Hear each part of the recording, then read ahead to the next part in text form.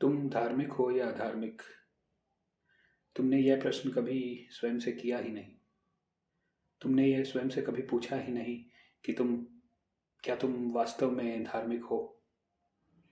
ऐसा मैं क्यों कह रहा हूँ? इसके पीछे एक गहरा कारण है।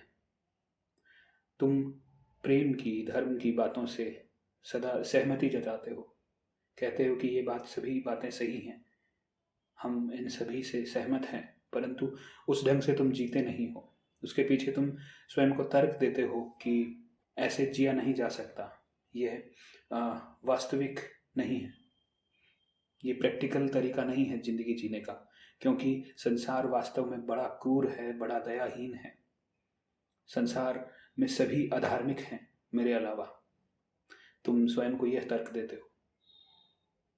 इस कारण से तुम कभी भी धर्म के रास्ते पर चलते नहीं हो, कभी उसे जीते नहीं हो, अपने दैनिक जीवन में उसे ढालते नहीं हो। तो मैं तुमसे एक प्रश्न करूंगा कि क्या इस प्रकार के धर्म को त्याग नहीं देना चाहिए जो वास्तविक ना हो? और कैसे धार्मिक हो तुम जब तुम उसे जी ही नहीं रहे हो? तो उसे पढ़ने का, उसके पूजन का क्या अर्थ निकलता है?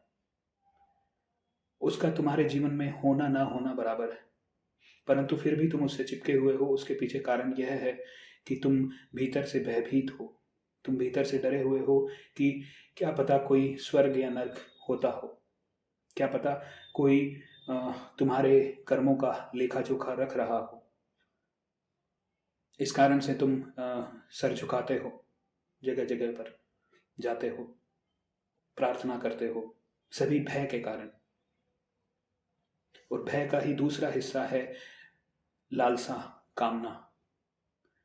तुम्हारे भीतर भय ही उस कामना को भरता है। जब तुम्हारे पास तुम्हें कुछ रिक्त अनुभव होता है, खाली अनुभव होता है, तो तुम उसे भरने की कोशिश करते हो। बजाय इसके कि तुम उसे पूरा खाली कर दो, तुम उसे भरने की कोशिश करते हो बाहर से, और बाहर से वह कभी भरेगा नहीं। इस कारण से तुम धर्म की तरफ चल पड़ते हो थोड़े से, लेकिन वह चलना भी गलत है, वह दिशा भी गलत है। वह दिशा इस कारण से गलत है क्योंकि तुम वहाँ आत्मनिर्भर नहीं हो। वहाँ तुमने धर्म पर अपनी निर्भरता सिद्ध कर दी है। इस कारण से तुम बार बार उसे छोड़ दोगे, बार बार उसकी तरफ चल पड़ोगे, जो एक सतत रास्ता नहीं है जीवन का। प्रेम और अलगाव के बीच में झूलते रहोगे। इस कारण से यह रास्ता तुम्हारे लिए ठीक नहीं है।